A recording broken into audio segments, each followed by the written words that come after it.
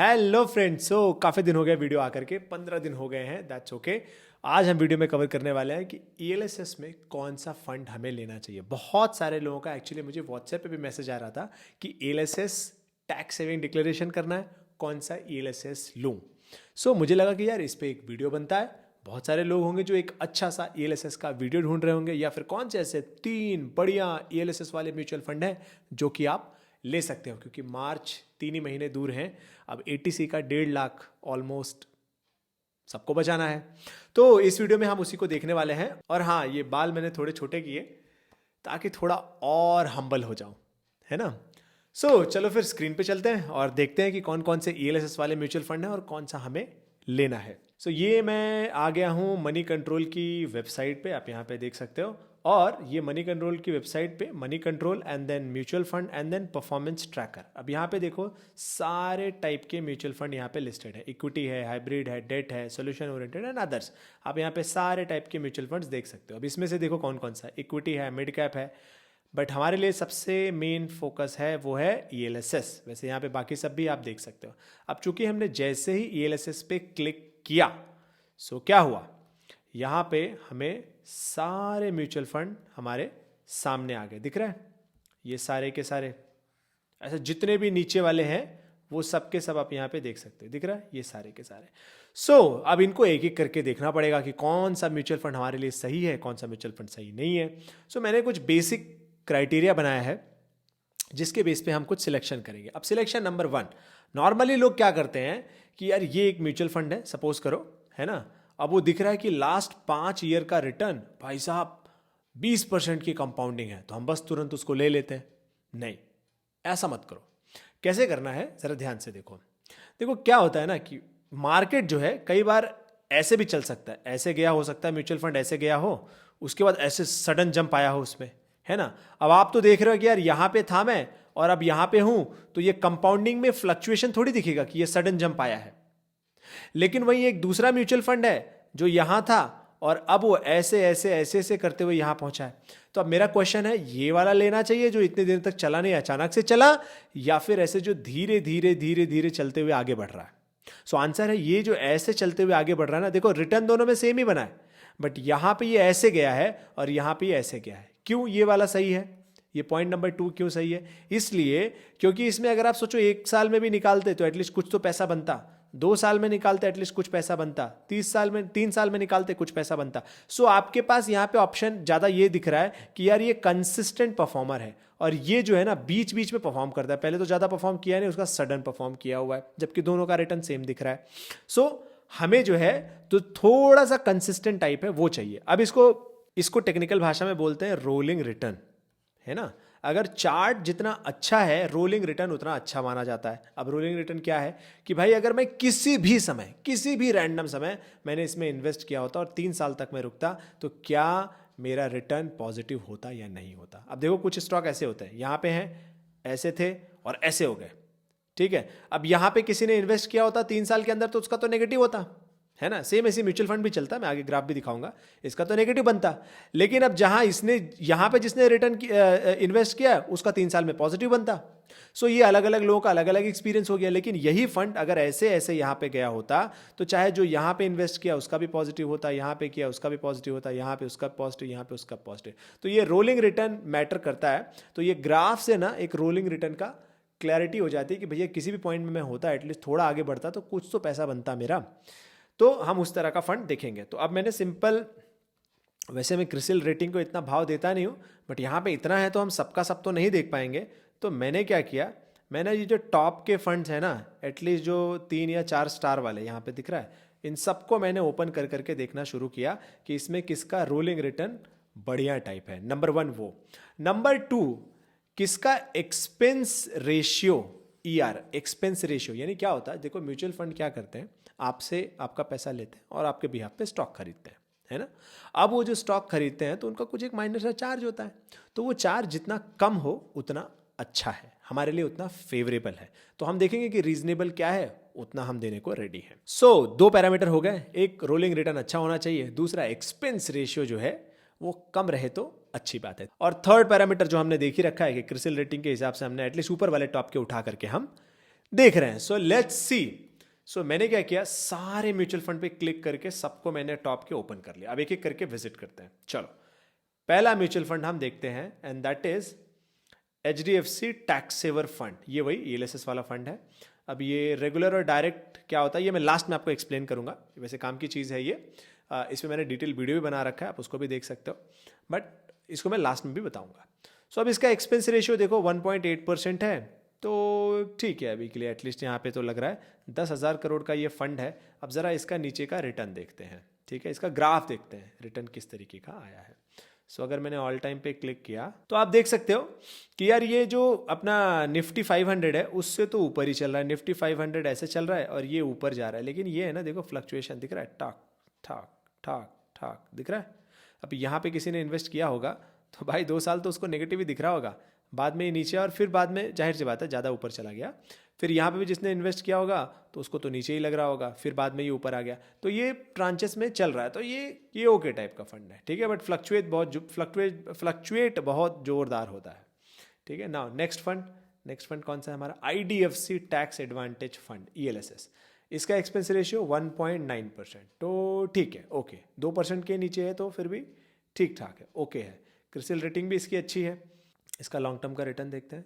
Long term return 17% का दे रहा है, बट ये 2009 से फंड। अब ये देखो 2009 से यहाँ पे ऊपर, यहाँ पे ज़्यादा रिटर्न दिया नहीं इसने, बराबर ही रहा, ये बेंचमार्क के बराबर ही रहा, फिर ऊपर आया नीचे, फिर ऊपर, और फिर यहाँ पे ये वाला जोन में 2018-19 के जोन में नीचे रहा और फिर बाद में ऊपर चला गया। फिर देखो यहाँ पे 1-1.5 साल से जैसे मार्केट यहाँ पे रुका हुआ तो ये भी रुका हुआ है, फिर यहाँ पे कोई गिरावट होकर के फिर नया जूम आएगा, तो ये फंड ठीक है, कोई दिक्कत नहीं है। IDFC टैक्स एडवांटेज फंड ठीक है, ठीक है, इसको भी हम लोग ओके की कैटेगरी में रखेंगे, आप लोग को नोट करना है, ठीक है। अब चलते हैं आगे, बाद में हम लोग फाइनलाइज करेंगे कौन सा हमें लेना चाहिए। नेक्स्ट फंड है, हाँ, पराग पारेख टैक्स सेवर फंड। वैसे पराग पारेख का नाम बड़ा फेमस है, बट इसका एक्सपेंस रेशियो 2.5% है, ज़्यादा है, 2% के ऊपर ज़्यादा है, तो एक्सपेंस रेशियो वाइज ये कट गया, ये इसको मत ही लो, ठीक है। अब इसका ज़रा सा हाँ रिटर्न देखो। अब आप बोलोगे कि यार लेकिन लोकेश तो इसका रिटर्न तो 22% का है। अरे भाई ये 2019 में चालू हुआ है और 2019 में तो ज़्यादा समय इसने बिताया भी नहीं। अब 2020 के बाद तो मार्केट में रैली आ गई, तो ये ज़्यादा रिटर्न ही दिखेगा ना, तो इसको के लिए अभी के लिए जाने दो। जिसका हम लॉन्ग टर्म से परफॉर्मेंस अच्छा है उसको लेंगे, ठीक है, शॉर्ट टर्म वालों को क्लोज। सो इसको कैंसिल, ये पराग पारेख को जाने दो। Now quant tax growth plan. अब ये फंड का एक्सपेंस रेशियो भाई साहब 3% के आसपास है, जाने दो, इसको कैंसिल, ये नहीं चाहिए। 3% का मतलब क्या है, बहुत ज़्यादा हो गया यार। फिर भी अगर नीचे ज़रा रिटर्न भी देख लें तो ज़रा देखते हैं, ठीक है, तो ये देखो रिटर्न भी कोई ऐसा बहुत तेज जाता है, नीचे आता है, फिर यहाँ पे बराबर ही रहा, निफ्टी 50 के बराबर ही रहा, और अभी यहाँ पे तेजी से आया था। अब देखो जो मैं तभी बात कर रहा था कि दिख रहा है रोलिंग रिटर्न से अच्छा नहीं है ये, यहाँ पे बस फ्लैट ही था ऑलमोस्ट। यहाँ पे एक्चुअल जो जूम आया उसकी वजह से ये बहुत तेजी से यहाँ पे रिटर्न, यहाँ पे आपको ये दिख रहा होगा, है ना। तो यहाँ पे तो कुछ ज़्यादा बना नहीं है, तो इसका रोलिंग रिटर्न उतना अच्छा है नहीं, तो इसको तो इग्नोर करो। बट बहुत सारे लोग इसका रिटर्न देख देख के कि अरे यार ये तो बहुत बढ़िया है, देखो 5 साल में 21% का, इसको क्वांट को ऐसे बटोर रहे हैं। देखो यहाँ पे कोई रिटर्न नहीं था, ये जो जूम हुआ है ना यहाँ पे, उसकी वजह से इसका रिटर्न ज़्यादा दिख रहा है, तो इसका रोलिंग रिटर्न अच्छा नहीं है। सो मेरे हिसाब से ये कैंसिल है। अब आपका पैसा है, आप देखो। नाउ सुंदरम टैक्स फंड, इसका क्या है, इसका एक्सपेंस रेशियो 2.36, बहुत ज़्यादा है यार। 2% के ऊपर वालों को ना सीधा कैंसिल मारो, चाहिए ही नहीं, ठीक है। Next Kotak tax saver fund, same expense ratio 2.2%, तो 2% के ऊपर आ गया ना तो मज़ा नहीं आता यार। अब इधर आते हैं, वैसे इसका रिटर्न अगर देखोगे 2006-07 से, तो ये देखो यहाँ पे ऊपर, ये नीचे, जाहिर सी बात है 2008 में तो गिरना ही था, बट उसके बाद से थोड़ा देखो ऊपर ही है। इवन 2018 वाला जो फेज जो हम बाकी सब लोग गिरावट देख रहे हैं, इसमें भी इसने ऊपर की तरफ ही मेंटेन किया, विच इज़ गुड, और बाद में इसने ऊपर ही गया। तो ये देखो ये रोलिंग रिटर्न में थोड़ा बेहतर परफॉर्म करेगा, क्योंकि नेट नेट नेट नेट ऊपर ही चढ़ रहा है और गिरावट के बाद फिर से ऊपर चढ़ गया, which is good, which is good. But यही है कि इसका 13-14% का रिटर्न है, बट इसमें थोड़ी कंसिस्टेंसी बेहतर है, ठीक है। बट और नेगेटिव ये है कि 2% के ऊपर एक्सपेंस रेशियो है, तो cancel. Now next SBI long term equity regular plan growth ELSS में है ये 1.75, ये बढ़िया लग रहा है यार, ये बढ़िया लग रहा है 1.75, तो बढ़िया। जरा नीचे चल के रिटर्न देख लेते हैं हम। सो ऑल टाइम पे क्लिक करता हूँ, हाँ ये देखो रिटर्न कम हो गया इसका, लेकिन ये 1994 से है ना, ये देखो 1994 से दिखा रहा है, तो उस हिसाब से 11% अगर कोई आपको 11.5% का रिटर्न अगर कोई फंड आपको दे रहा है 1994 से, यानी कि लगभग 30 सालों से, अरे बहुत पैसा बने यार, दबा के पैसा बना होगा इसमें, दबा के। सो फंड तो अच्छा है, नेट नेट ऊपर ही जा रहा है देखो, ठीक है, बट यही है कि फ्लक्चुएशन है, मतलब मार्केट जैसे फ्लक्चुएशन है। अच्छी सबसे अच्छी बात इसमें यही है कि इसका एक्सपेंस रेशियो बहुत ही कम है, अभी तक हमने जितने फंड देखे पिछले 5 साल में 9.5% का रिटर्न है, बट आई थिंक ये अच्छा हो जाएगा, इसमें कोई दिक्कत नहीं है मुझे लग रहा है। पिछले 2 साल में 18%, वही 2 साल में मार्केट भागा है तो होना ही है, तो ये ओके टाइप का है, ठीक है, ओके से थोड़ा ऊपर है एक्चुअली, ओके नहीं, ओके से थोड़ा ऊपर है। Now Aditya Birla Sun Life Tax Advantage Fund, CRISIL rating भी अच्छी है 1.55, गुड, कोई दिक्कत तो नहीं लग रही। जरा चार्ट देख लेते हैं, मतलब चार्ट देखने का मतलब रोलिंग रिटर्न देखना है और कुछ नहीं। रिटर्न इसका बहुत ख़राब है, 10% मतलब बहुत ही ख़राब हो गया, इसको जाने दो यार, छोड़ो, ठीक है। ये एक ही, ये देखो मार्केट से नीचे ही चलते रहता है वैसे तो, ये एक ही बार ये कुछ पीरियड में 2-4 साल ऊपर रहा, बाकी फिर से देखो नीचे ही आ गया, तो ये मार्केट से नीचे ही पता नहीं क्यों परफॉर्म करता है, पता नहीं कौन सा ये लोग स्टॉक खरीदते हैं, मार्केट से नीचे ही रहते हैं। Union long term equity fund growth, इसका एक्सपेंस रेशियो 2.5% का है, इसको तो कैंसिल कर दो, अभी क्या चार्ट देखना, ठीक है, जाने दो इसको। नेक्स्ट आते हैं PGIM-ELSS, अच्छा PGIM-ELSS इसका क्या बात है, ज़रा देखते हैं। 2.51 यार, इसका एक्सपेंस रेशियो बहुत ज़्यादा है, छोड़ो यार, मतलब ज़्यादा रिटर्न भी दे रहा होगा ना, कल को मार्केट में नेगेटिविटी चालू हुई ना भाई साहब, ये 2.5% एक्सपेंस रेशियो बहुत भारी पड़ता है, बहुत भारी पड़ता है ये, तो इसको जाने देते हैं। नेक्स्ट कैनरा रोबको इक्विटी, अच्छा चलो ये 2% के अंदर है, 1.98% है, चीज़ ओके, कोई दिक्कत नहीं है। नाउ लेट्स सी कि इसका रोलिंग रिटर्न किस तरीके से चल रहा है। सो ये मैंने क्लिक किया ऑल पे, तो सबसे पहली बात 19% का return which is very good. दूसरा, ये लगातार ऊपर चढ़ रहा है, इवन जो 2018 वाला फेज़ हम बाकी में देख रहे थे, इसमें गिरावट नहीं, इसमें ऊपर की तरफ है, तो इसका रोलिंग रिटर्न मुझे ज़्यादा अच्छा लग रहा है। यहाँ पे ऊपर आया, फिर अभी ये कंसोलिडेट कर रहा है, फिर से यहाँ से ऊपर जाने का समय आएगा इसका, तो दिख रहा ही है इसका रोलिंग रिटर्न अच्छा है, तो ये फंड अच्छा है, इसको आप बिल्कुल अपने इस लिस्ट में डाल सकते हो, ठीक है। सो ये एक हमको मिल गया कैनरा रोबको, इसको रखते हैं, बाकियों को मैं क्लोज कर देता हूँ, रुक जाओ मैं बाकी टैब्स को ना क्लोज कर देता हूँ। Now bank of India tax Advantage fund, 2.5% का एक्सपेंस रेशियो, क्या है 2.5%, फालतू टाइम पास है, जाने दो। Now quantum tax saving fund 1.79%, हाँ ये ठीक लग रहा है, ये एटलीस्ट थोड़ा सा ठीक लग रहा है। क्रिसिल रेटिंग भी 3 की है, जाहिर सी बात हमने ऊपर वाला ही लिया, अच्छे रेटिंग वाला। सो जरा इसका ऑल टाइम रिटर्न देखते हैं, क्या रिटर्न बना, अरे ये बकवास फंड है, क्यों, क्योंकि अभी 2017 में ही चालू हुआ है यार, 2017 में चालू हुआ है, इसका परफॉर्मेंस मालूम नहीं पड़ेगा, इसने सारी सिचुएशन बस ये कोविड वाली देखी है, तो समझ में नहीं आ रहा है, तो 9-10% बकवास है, इसको कैंसिल, इसको भी क्लोज करते हैं, ठीक है। अभी तक अपने को कैनरा रोबको एक मिला है बस। ना Franklin India tax shield fund 1.9, चलो ठीक है 2% के नीचे है इसका एक्सपेंस रेशियो, तो कोई दिक्कत नहीं है। लॉन्ग, अब बहुत बढ़िया यार फंड है, देखो 20% का रिटर्न भी है यार, यहाँ पे ये जो गिरावट थी, बाकी उसके बाद तो देखो नेट नेट ऊपर ही जा रहा है, इवन 2018 वाला फेज जो बाकी जगह पे नीचे था, ये भी तो देखो कम से कम बराबर तो मेंटेन है, तो ये नेट नेट नेट नेट ऊपर चढ़ रहा है ये फंड, दिख रहा है इसका रोलिंग रिटर्न अच्छा ही बन रहा होगा यहाँ पे, यहाँ से यहाँ तक, बस ये कोविड का पीरियड हटाओगे तो रोलिंग रिटर्न इसका अच्छा ही बन रहा होगा। सो ये फंड अच्छा है, मेरे हिसाब से काफ़ी अच्छा है, इसको भी आप अपने विश लिस्ट में डाल सकते हो। Now let's say next ICICI prudential long term equity 1.92, चलो 1.92 एक्सपेंस रेशियो ठीक है, ठीक है। सो ऑल में आ गए। अब ये देखो ये फंड भी अच्छा है यार, अच्छा लग रहा है, देखो ना यार कैसे ऊपर जा रहा है, बढ़िया ऊपर जा रहा है यार, तो इसको आप ले सकते हो, ठीक है, इसको भी आप रख सकते हो, इसको भी अपनी लिस्ट में अपन रखेंगे। अब तो पुराने वाले जो थे ना, जो ओके ओके टाइप के, उसको बंद कर देते हैं। अब अपने को कैनरा रोबको एक मिल गया, फ्रैंकलिन मिल गया, ICICI का एक मिल गया, ठीक है। अब एक और चलते हैं, महिंद्रा मनुलाइफ ELSS के बचत योजना, बढ़िया नाम है, चलो हिंदी नाम है। रिटर्न इसका 11% का है, बट रिटर्न से ज़्यादा नहीं, ये 2017 में शुरू हुआ है, तो इसके पास अपने पास ना कोई बड़ा परफॉर्मेंस नहीं है इसका, तो जाने देते हैं, तो इसको कैंसिल कर देते हैं, ठीक है। सो इसको कैंसिल कर दिया। JM टैक्स फंड 2.42% का एक्सपेंस रेशियो, 2.42 कौन देता है यार, जा भाई यहाँ से।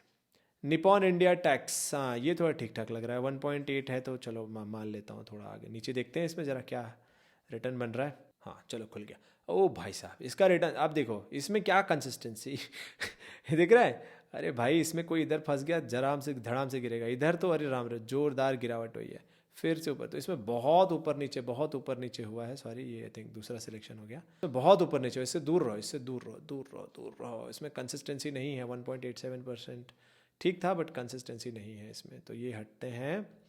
अब है Tata India tax saving fund regular 1.96, 2% के अंदर है, तो ठीक है, कोई दिक्कत नहीं है।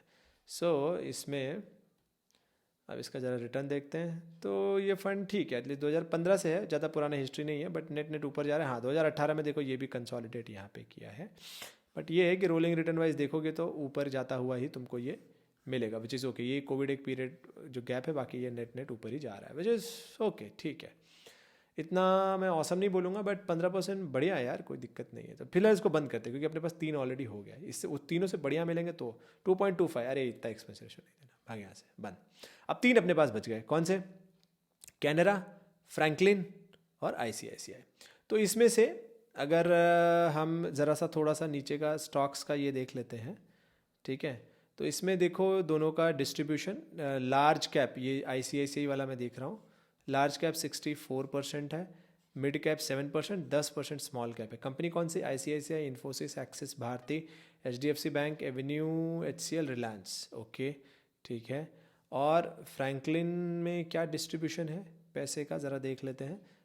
1.9%, फ्रैंकलिन ग्रुप भी अच्छा है, कंसिस्टेंसी अच्छी है इसकी, 20% का रिटर्न दे रहा है, मेंटेन कर रहा है, विच इज़ बहुत बढ़िया यार। 20 साल से कोई 20% का रिटर्न मेंटेन करे तो मतलब ज़बरदस्त है। चलो इसका 65% वही सेम, मिड कैप में 12% बचा हुआ, स्मॉल कैप में थोड़ा कम है।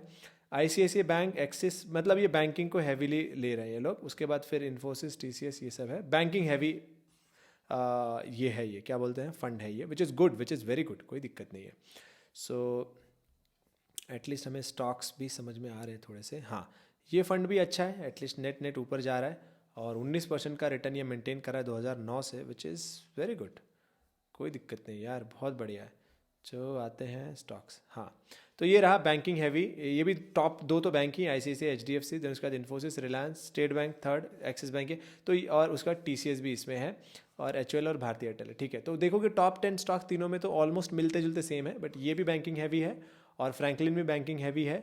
सो मेरे हिसाब से फ्रैंकलिन और इसमें से आप दोनों में से कोई भी एक जो आपको कंफर्टेबल लगता है वो आप चूज़ कर सकते हो। नॉर्मली मैं अगर मुझे करना है तो मैं कैनरा रोबो को फ़िलहाल मैं चूज़ कर रहा हूँ, और मैं लोगों को सजेस्ट भी करता हूँ कि आप यहाँ पे इन्वेस्ट कर सकते हो, ठीक है। अब क्वेश्चन एक है कि ये डायरेक्ट और रेगुलर वाला लोकेश क्या था, ये आप क्या बताते हो? देखो ऐसा है कि आप ये फंड को ना, जैसे अभी मैं फ्रैंकलिन वाला दिखाता हूँ, ठीक है, जैसे कोई भी अपन देखते हैं, फ्रैंकलिन वाला है।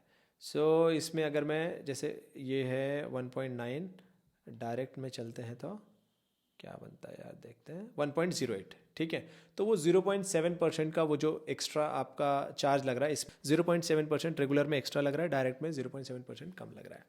अब देखो 2 सिचुएशन होती है जब आपको म्यूचुअल फंड लेना है, अगर आप खुद से ले रहे हो, आप ही खुद डिसाइड कर रहे हो, है ना, आपका कोई हेल्प करने वाला नहीं है, तो डायरेक्ट लो, क्लियर है। लेकिन अगर आपका कोई फंड एडवाइजर है, तो वो जो बोल रहा है, चाहे वो रेगुलर बोले चाहे वो डायरेक्ट बोले, आप वो वाला लो। क्यों? आंसर मैं बताता हूँ क्यों। देखो नॉर्मल क्या होता है, नॉर्मली तुम्हें सुनने मिलेगा यार डायरेक्ट ही लेता हूँ ना, लूट लेता हूँ, डायरेक्ट ही 0.7% बच जाएगा मेरा। बट ध्यान से सोचो, वेल्थ जो बनती है ना, अगर जैसे मैं कंपाउंडिंग तुम्हें दिखाऊं, है ना, मान लो तुमने इन्वेस्ट किया और जैसे इसमें 18% का रिटर्न बन रहा है, अरे 16 ही मानते हैं अपन, चलो 16% का रिटर्न तुम्हारा बना, ठीक है। जैसे ये म्यूचुअल फंड जो दे रहे हैं, अब तुमने उसमें 10 लाख रुपए इन्वेस्ट किया, अब ये देखो 20 साल, अब वेल्थ तो एक दिन में बनेगी नहीं, 20 साल बनेगी ना, तो 20 साल में ये 2 करोड़ बन जाएगा, है ना, 2 करोड़ के आसपास बन सकता है। और तुमने देखा 10, 12, 15, 16 सालों से ऐसे फंड्स रिटर्न दे रहे हैं। लेकिन ये इतना आसान थोड़ी होगा, 20 साल तुम शांति से बैठे थोड़ी होगे कि अरे मैं बैठे रहता हूं मेरा पैसा बन जाएगा, नहीं बैठ पाओगे भैया, इतना आसान नहीं है।